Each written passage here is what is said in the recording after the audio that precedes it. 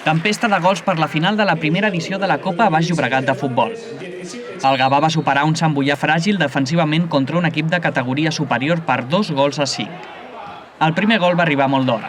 Iu va rematar sol dins l'àrea per posar-la a l'escaire de la porteria de Jaume Albert. El Sant Boià va reaccionar ràpidament.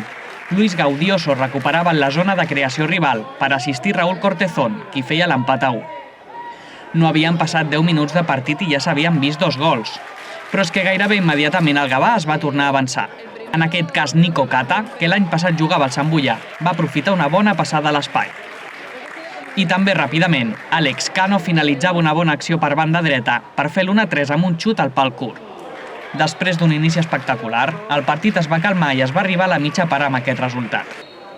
A la represa, el Gavà posava més distància a l'electrònic aprofitant l'espai a l'esquena de la defensa del Sant Boià mitjançant Felipe Vega.